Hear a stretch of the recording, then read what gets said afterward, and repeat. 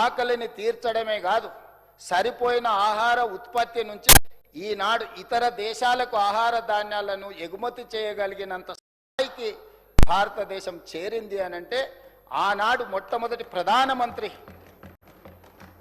పండిత్ జవహర్లాల్ నెహ్రూ గారు ఇరిగేషన్ పట్ల, ఈ దేశ ప్రజల యొక్క ఆకలి పట్ల తన యొక్క ప్రణాళికను రచించి ఈ ప్రాజెక్టులను నిర్మించడం వల్ల ఎడ్యుకేషన్, ఇరిగేషన్లో ప్రపంచంలోనే ముందు స్థానంలో ఈరోజు భారతదేశాన్ని నిలబెట్టడం జరిగింది అధ్యక్ష.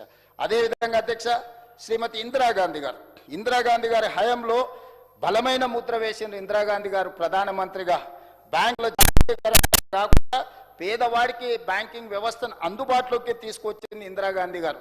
గరీబీ హఠావో నినాదం, రేషన్ సబ్సిడీ, ఎంఎస్పి, 20 సూత్రాల పథకాలు, రాజభరణాల రద్దు, ఇలా చెప్పుకుంటూ వెళ్తే ఇందిరాగాంధీ గారి చరిత్రలో ఎన్నో మైలురాళ్ళు దళితుల కోసం, గిరిజనుల కోసం, పేదవాడి కోసం, మైనారిటీల కోసం తీసుకున్న విప్లవాత్మకమైన నిర్ణయాలు ఈరోజు భారతదేశంలో దళితులు, గిరిజనులు, ఆదివాసీలు ఈరోజు తలెత్తుకొని నిలబడే స్థాయికి వాళ్ళు వచ్చింది అధ్యక్ష.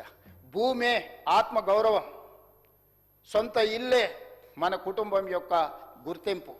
అలాంటి పేదవాడి గుడిసె నుంచి, తాటాకుల నుంచి సొంత ఇంటికి ఇల్లు ఇవ్వడమే కాదు, ఏమీ లేని పేదవాడికి ఇంటి పట్టాలను ఇచ్చి, ఇందిరమ్మ ఇండ్లను ఇచ్చి, అదేవిధంగా పేదవాడికి అసైన్మెంట్ పేర్ల మీద అగ్రికల్చర్ సీలింగ్ యాక్ట్ తీసుకొచ్చి జమీందారులు, జాగీర్దారులు, భూస్వాములు, దొరల దగ్గర వేలాది లక్షలాది ఎకరాల భూములు ఉంటే ఆ భూములను శ్రీమతి ఇందిరాగాంధీ గారు ప్రభుత్వం స్వాధీనం చేసుకొని ఈరోజు ప్రతి గ్రామంలో, మీరు ఏ గ్రామానికైనా వెళ్ళండి అధ్యక్ష, ఈ శాసనసభలో నాకు తెలిసి 90% దళితులు, గిరిజనులు ఎవరైతే శాసనసభ్యులు ఉన్నారో వాళ్ళ తాతలకో, వాళ్ళ ముత్తాతలకో, వాళ్ళ తండ్రులకో ఇందిరమ్మ ఇచ్చిన అసైన్మెంట్ భూములకు యజమానులుగా మార్చి ఆత్మ గౌరవంతో బ్రతకడానికి ఈరోజు పేదవాడికి భూమి ఇచ్చింది అని అంటే ఈరోజు ఇందిరాగాంధీ గారు ఆనాడు తీసుకున్న సాహసోపేతమైన నిర్ణయం అధ్యక్ష.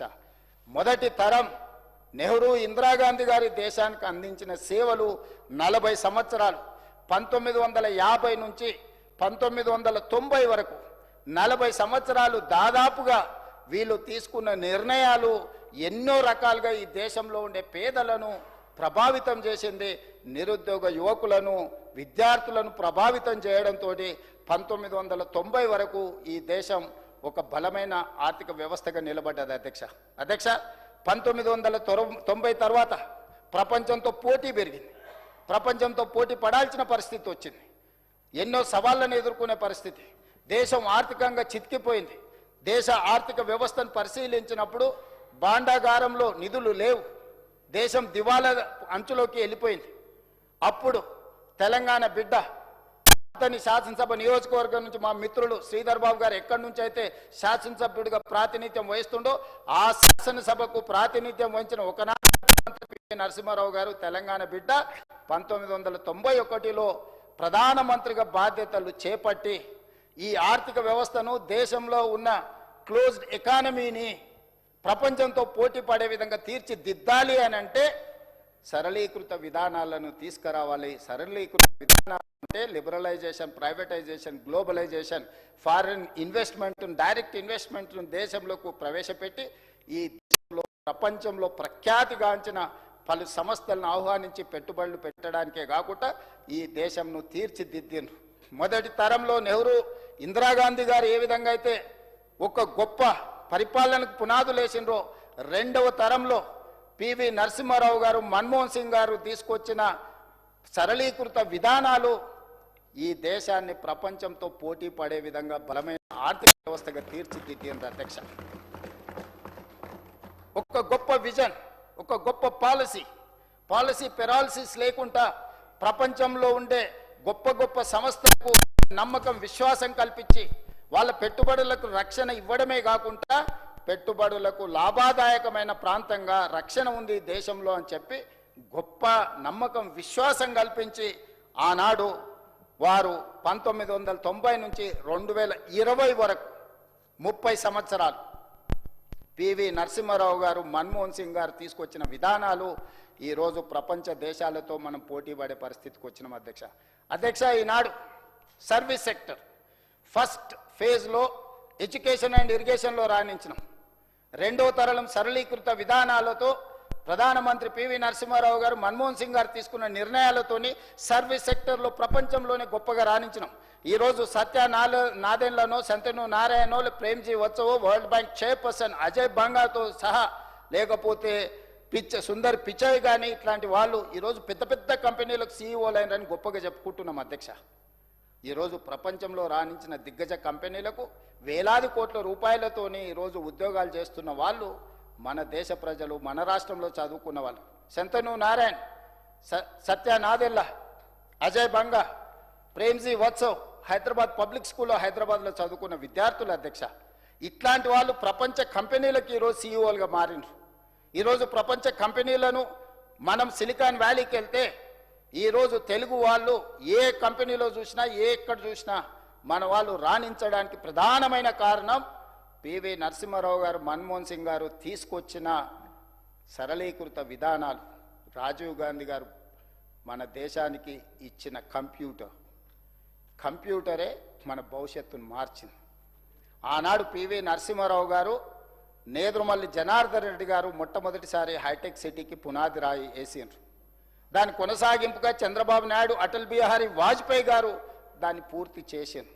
ఈరోజు ప్రపంచంలో దిగ్గజాలైన ఐటీ కంపెనీలు హైదరాబాద్ నగరంలో హైటెక్ సిటీ కూతవేతు దూరంలో ఇన్ఫోసిస్, మైక్రోసాఫ్ట్, గూగుల్ లాంటి సంస్థలు, విప్రో లాంటి సంస్థలు, ఇట్లా నేను చెప్పుకుంటూ వెళ్తే కొన్ని వందల కంపెనీలు రావడానికి ప్రధానమైన కారణం పివి నరసింహారావు గారు, అదేవిధంగా డాక్టర్ మన్మోహన్ సింగ్ గారు.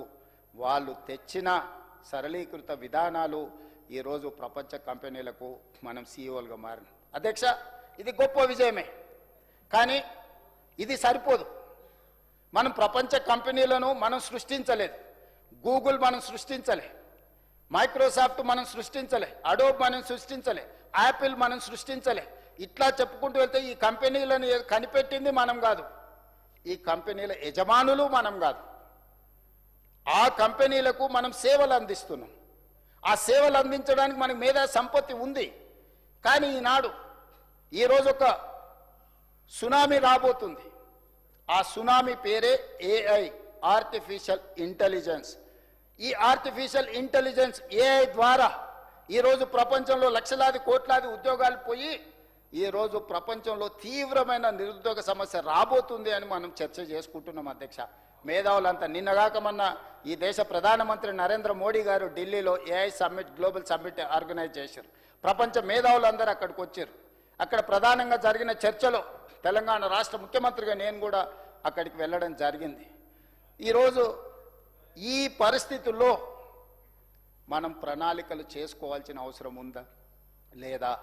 పివి నరసింహారావు గారు, మన్మోహన్ సింగ్ గారు 30 సంవత్సరాలు నిరంతరం 1990 నుంచి 2020 సంవత్సరం వరకు యావరేజ్గా 30 సంవత్సరాలు వాళ్ళు తీసుకొచ్చిన విధానాల వల్ల ఈ దేశము, ఈ రాష్ట్రం ప్రపంచంలోనే ఒక బలమైన ఆర్థిక వ్యవస్థగా ఈరోజు మనం ఎదిగిన అధ్యక్ష.